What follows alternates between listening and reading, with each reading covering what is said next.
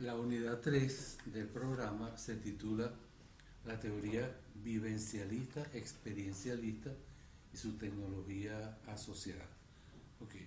Al decir la teoría vivencialista, experiencialista, nos referimos a que, dada una teoría general de los procesos de investigación, que consisten aproximadamente en aislar una parte del mundo que merece ser explicada porque no se entiende, no se comprende, aislar esa parte del mundo, definir problemas de investigación, luego definir teorías de entrada que nos permitan manejar el problema, definir procesos de solución, aplicarlos, resolver los problemas y luego establecer ciertas garantías de verosimilitud de los resultados que obtenemos. Eso es lo que dice una teoría general de la investigación. Pero ¿qué pasa? No todo el mundo hace eso exactamente así en detalle. Ya vimos que los empiristas inductivistas lo hacen de un modo particular, lo hacen partiendo de la experiencia, partiendo de los casos tomados uno por uno, conformando abstracciones de esos casos, hasta hallar patrones de regularidad que definan el comportamiento global de todos esos casos de tal manera que puedan esos patrones de regularidad los puedan convertir en leyes científicas que regulan los hechos, predicen su comportamiento. Eso es el empirista inductivista. Ahora, ¿qué es lo que pasa si asumimos una teoría vivencialista, experiencialista? ¿Qué modalidad adquiere ese proceso de investigación en el nivel de teoría general? ¿Qué características particulares manifiesta en este caso del vivencialismo? Bueno, fíjense bien, aquí mientras en el empirismo inductivista se consideraban los objetos observables y tangibles, porque el dato partía de la experiencia, del vínculo entre los sentidos del sujeto que conoce y los objetos que están siendo conocidos. Aquí hacía falta entonces decir que solo pueden ser investigados los objetos observables. ¿Qué pasa aquí? Aquí, miren, ocurre lo siguiente. Aunque también ¿no? se parte de los casos concretos, ¿no? Fíjense, no que se van viendo, sino que se van viviendo. Aquí el problema es vivir el mundo, vivir los hechos, experienciar los hechos, es decir, dado unos hechos del mundo, esos hechos no estudiarlos allá lejos de uno donde están, sino traerlos a la propia conciencia, introducirlos a nuestros espacios de la subjetividad íntima de nosotros y desde allí estudiarlos. Es decir, no se trata, como en los empiristas, de observar, o sea, si luego de la percepción, la observación y el hallazgo de patrones de regularidad, no, aquí tenemos el hecho y lo vivimos, lo experienciamos. ¿Qué significa? Lo sentimos en carne propia. Eso es una explicación muy diferente de los procesos de investigación de la que nos ofrecen los empiristas y también, como veremos después, de la que nos ofrecen los racionalistas. Pero aquí el caso es que aquí hay ciertas palabras, ciertos conceptos teóricos que son clave. Miren, aquí la vivencia forma parte imprescindible de una teoría vivencialista, experiencialista. Es decir, no es el dato, no es la observación, no es la simple percepción, no es ver que fulano mató a sutano, por ejemplo, no es ver que una hoja cae, no, es sufrir, o mejor dicho, tener la vivencia de que fulano que mata a otro y de la hoja que cae, es tener esa vivencia, vivir ese hecho que está frente a nosotros. Hay la palabra empatía. Empatía, ustedes la pueden entender como estar digamos, como ponerse en el lugar del otro, como ponerse en los zapatos del otro, vivir lo que decía Neruda en uno de sus famosos escritos, en Confieso que he vivido. Él dice, confieso que no viví en mí mismo, sino que viví la vida de los otros. Eso es propiamente una filosofía de tipo, una teoría especial vivencialista. vivir la vida de los otros, ponerse en el lugar de los otros, empatía. Ahora, para que tú puedas tener empatía y para que tú puedas, digamos, construir vivencias del mundo que tú estás estudiando, tú necesitas convivir. O sea, yo no puedo, por ejemplo, estudiar desde el punto de vista de esta teoría especial. Yo no puedo estudiar, por ejemplo, vamos a decir, la pobreza, ¿no? Si yo no vivo en un sitio donde haya pobreza. O sea, yo tengo que convivir en un ambiente donde haya pobreza para poder sentirla, para poder vivirla, para poder experienciarla. Fíjense que no digo experimentarla, porque no quiero asociar con experimentos, eso es del empirismo inductivista, sino experienciarlo.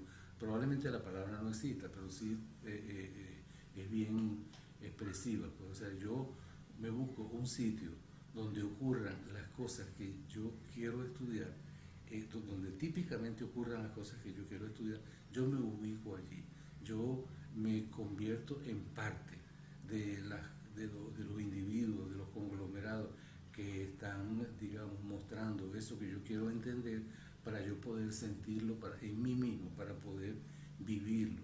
Es un poquito, se los dije en alguno de los videos anteriores, es la famosa tesis de San Agustín de Hipona, cuando decía que las cosas sensibles que están allá no valen nada. No valen nada hasta el momento en que yo esas cosas sensibles las traigo para mi conciencia individual. Entonces, ya yo, después que las cosas que yo percibo con mi sentido, yo las meto dentro de mi conciencia individual, ya yo cierro los ojos y me tapo los oídos, porque ya yo tengo el mundo que está afuera, lo tengo ya adentro. Y ahí es donde lo voy a ir estudiando. Esos son, digamos, postulados que a mí me parecen importantes desde el punto de vista teórico.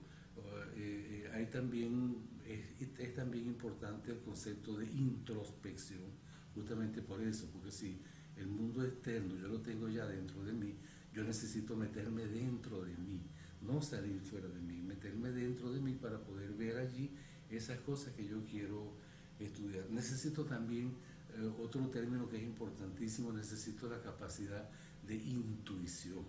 Fíjense, la intuición es diferente a la inducción y a la deducción.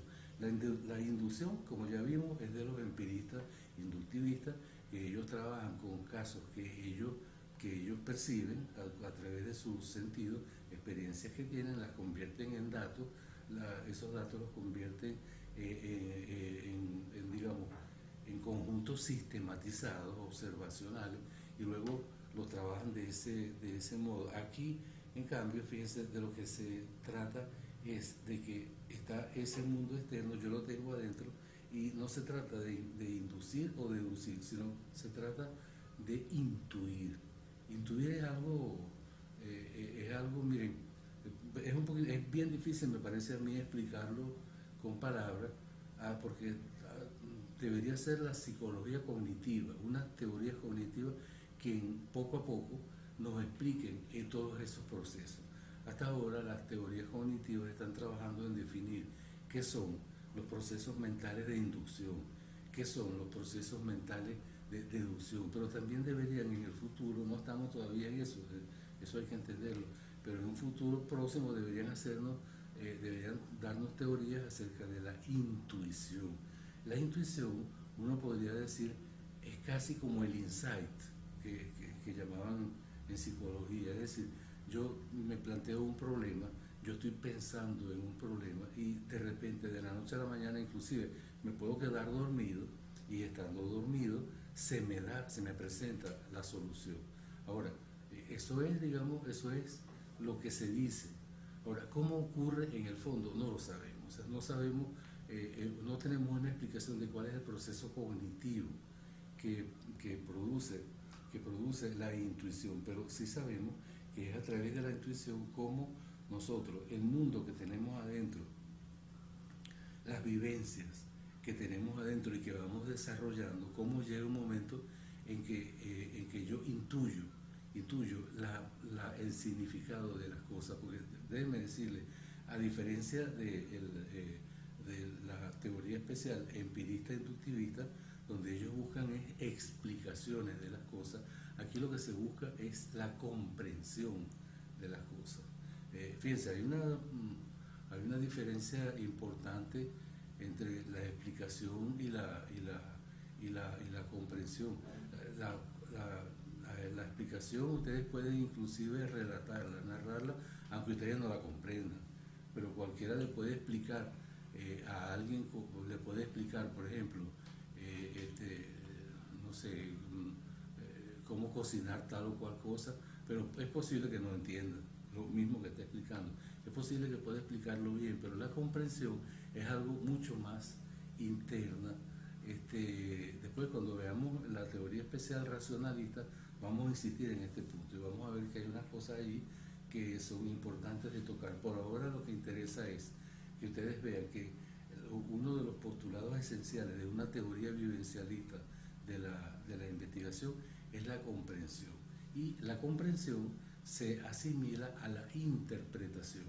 Es decir, la comprensión es producto de que yo interpreto las cosas que estoy viendo. Para ello hay una gran diferencia entre lo que algunos filósofos llamaron el noúmeno y el fenómeno. Es decir, está, digamos, la convicción en esta teoría especial, la convicción de que las cosas que vemos no son propiamente lo que vemos que son. Hay otra cosa por debajo de ellas. No sé, un poco el punto de vista de Platón cuando sostenía que estábamos en una caverna y solamente veíamos las sombras de los objetos, pero no veíamos los objetos. Entonces lo único que podíamos estudiar eran las sombras. Eso después lo retomó mucha gente, Kant lo retomó, Husserl con su fenomenología, pero el hecho es que lo que importa es la capacidad en este tipo de investigación de las cosas que aparentan ser algo, ser X, ver la esencia Y o Z que está por detrás. Eso es la famosa interpretación. Por eso los problemas que ellos privilegian no son problemas de tipo material, no son problemas del tipo de objetos observables, sino que son más bien problemas del tipo vivible, que yo pueda vivir, que yo pueda experienciar, entender, hasta que yo pueda decodificar eso eso que yo veía por los sentidos, lo decodifico, llego a su interpretación más profunda, la que no se le da a los sentidos, ¿no? Sino solamente se le da, digamos, a la conciencia, y así yo llego a la comprensión de los hechos que estoy estudiando. La comprensión es digamos, el objetivo final de toda investigación científica desde el punto de vista de una teoría vivencialista, experiencialista de los procesos de investigación. De manera que las diferencias entre apariencia y realidad resultan importantes. Hay realidades y hay apariencias. Lo que nosotros como seres humanos más vemos son las apariencias, no las realidades.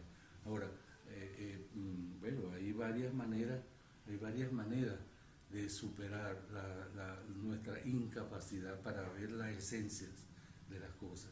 Y una de ellas es vivir esas cosas, traerlas hacia nuestra conciencia y desde nuestra conciencia, mediante mecanismos de introspección, llegar a decodificar, a interpretar, con el objeto de que al final tengamos una comprensión, digamos, razonablemente adecuada de los objetos que nos interesan.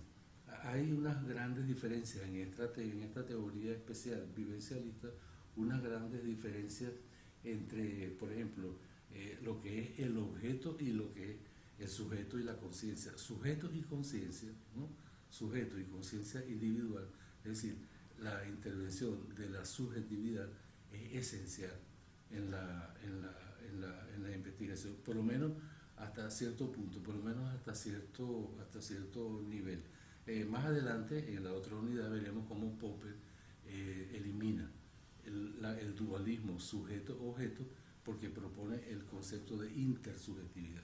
Es decir, yo puedo llegar a comprender algo con mis propias vivencias, con mi propia conciencia, pero no todo se queda en la subjetividad, sino que yo tengo que comunicarlo. Cuando lo comunico, entonces cuando los demás también se hacen partícipes de mi propia comprensión, ya entonces yo llegué a la interpretación de determinados son simbolismos socioculturales de los cuales ahora los demás también entienden.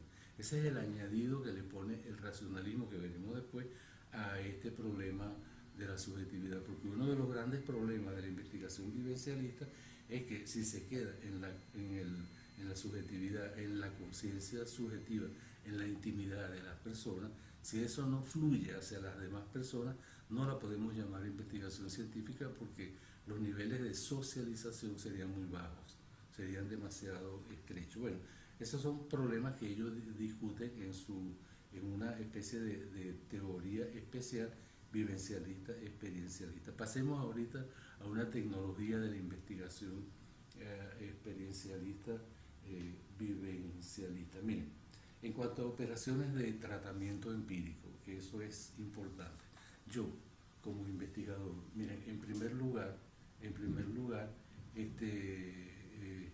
yo tengo que tener empatía hacia el problema.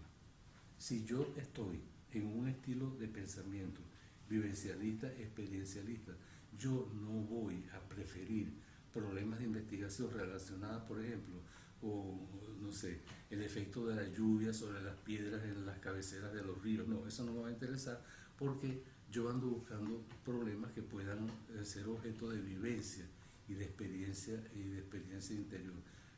Por eso, esta investigación vivencialista está estrictamente orientada a los procesos humanos, porque los procesos, digamos, materiales, naturales, típicos de cosas como la geología, como la biología, etcétera, no se prestan para un tratamiento vivencialista. Entonces, en cuanto a operaciones de tratamiento empírico, yo debo primero buscarme un problema que sea vivible, ¿no? Que sea experienciable, no problemas que sean observables y tangibles, sino que sean vivibles y experienciables. Una vez que elijo mi problema, yo defino un escenario, como ellos lo llaman. El escenario es lo que los empiristas llaman ámbito de ocurrencia típica, es decir, un cierto espacio socio-espacio temporal en el cual típicamente ocurren los hechos que yo quiero vivenciar. Entonces ese es el escenario, allí yo voy a dedicarme primero hago un diseño de convivencia en ese sitio, después yo decido mis categorías de análisis que me permiten a mí agrupar los hechos que yo voy viendo, las vivencias que voy construyendo. Esas vivencias yo las puedo ir, separando por categorías. Aquí las opiniones entre los teóricos de este tipo de investigación se dividen. Hay muchos que sostienen que las categorías surgen de las vivencias en el escenario. Hay otros que dicen que no, que las categorías son previamente elaboradas por el investigador, y una vez que llega al escenario simplemente es lo que percibe, lo que vive, lo va, digamos, ubicando según las categorías que tiene. Bueno, ahí, digamos, junto a esta forma de tratamiento empírico hay técnicas asociadas, como es, por ejemplo, la observación participante, en el sentido de que el sujeto al que yo estoy observando, yo lo hago partícipe de mi propia investigación, le digo qué es lo que yo quiero, y él debe estar consciente de lo que yo quiero y debe colaborar conmigo, debe apoyarme en lo que yo estoy observando. Es por eso que se insiste mucho en esta observación participante. Están también las conversaciones, digamos, esas conversaciones pueden entenderse como entrevistas a profundidad. Es decir, son conversaciones en que yo no espero respuestas que están preconcebidas. No es el tipo de cuestionario o de entrevista donde la respuesta diga sí o diga no, sino donde yo hago tal o cual pregunta y yo le doy toda la oportunidad al sujeto para que se exprese y para que me elabore una respuesta que sea adecuada. Después no solamente está una sola fuente de datos, sino yo puedo tener varias fuentes de datos. Allí está la famosa técnica de triangulación, donde yo obtengo información de un lado, información de otro lado e información de otro lado.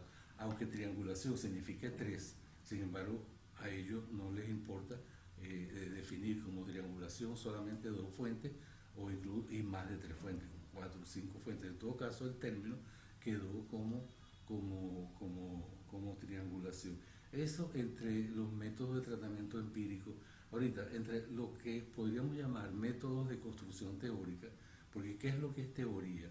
Un esquema comprensivo del hecho que yo estoy estudiando. Yo debo elaborar una estructura comprensiva, interpretativa de lo que yo estoy estudiando. Ahora, ¿cómo llego yo a eso, a una interpretación? Bueno, hay varias cosas, pero fundamentalmente están los procesos hermenéuticos. Los procesos hermenéuticos son procesos de decodificación, son procesos de interpretación, no son procesos, digamos, estocásticos ni matemáticos, son procesos libres en los cuales interviene mucho una capacidad que no todo el mundo tiene. ¿Ven? Por eso insisto en el valor que tienen los estilos de pensamiento de los individuos. Alguien que tenga una mente muy matemáticamente estructurada no podrá jamás en la vida llegar a interpretaciones hermenéuticas. ¿Por qué? Porque no le da, porque su mente está, digamos, está configurada de otro modo. En cambio, hay las personas que sí tienen vocación hacia los procesos empáticos, hacia esa especie de ósmosis que se puede dar entre sujetos, de manera que yo percibo tus propios sentimientos, tú también percibes los míos. Cuando yo tengo todas esas vivencias reunidas, muchas veces las tengo en forma de grabaciones en cinta o de grabaciones en video, en fin, en testimonio, porque además otra de las técnicas importantes son las historias de vida, los relatos, en fin, todo lo que los sujetos puedan aportar a través de distintas técnicas. Eso nos dan los procesos de elaboración teórica. Ahora, ¿cómo llego yo al esquema comprensivo, que es el objetivo final, al esquema representacional interpretativo? ¿Cómo llego yo a los significados socioculturales más profundos que tiene ese hecho que yo estoy investigando? Bueno, por insight, como les decía antes, por intuición. De manera que los métodos de construcción teórica dependen mucho de la intuición, del insight, de que yo espere, voy pensando en esos datos, le voy dando vuelta, dando vuelta, dando vuelta. Tiene que llegar algún momento en que a mí se me revele la interpretación que es adecuada a esos hechos y que constituye el significado de esos hechos. Miren, ya van a ver, no sé si se habrán dado cuenta, cuando veamos la última unidad, la teoría especial racionalista deductivista, ustedes verán cierto parecido entre la deducción y el insight. Y ya ustedes van a ver cómo, a pesar de que se trata de tres teorías especiales cuyo núcleo son incompatibles entre sí, sin embargo, en las partes más exteriores al núcleo puede haber bastantes parecidos, inclusive bastantes coincidencias. Bueno, en pocas palabras, eso es, digamos, cómo se comporta, en qué consiste la tecnología de la investigación vivencialista, experiencialista. Como ya ustedes saben, las emociones son importantes, los valores son sumamente importantes, los valores de los individuos y de los colectivos. El lenguaje es sumamente importante. De hecho, ellos, a pesar de que la famosa teoría del discurso nace en el seno de la investigación racionalista, sin embargo, la investigación vivencialista, experiencialista, elaboró su propia versión vivencialista de lo que era una teoría del discurso en lo racionalista, y la convirtió en análisis del discurso, y lo usan mucho y tienen inclusive varios software que están asociados a todo eso, de los cuales, según les mencioné antes, está por ejemplo el Atlas T, que es un programa para el tratamiento de datos cualitativos, pero no solo es eso, hay muchos otros datos.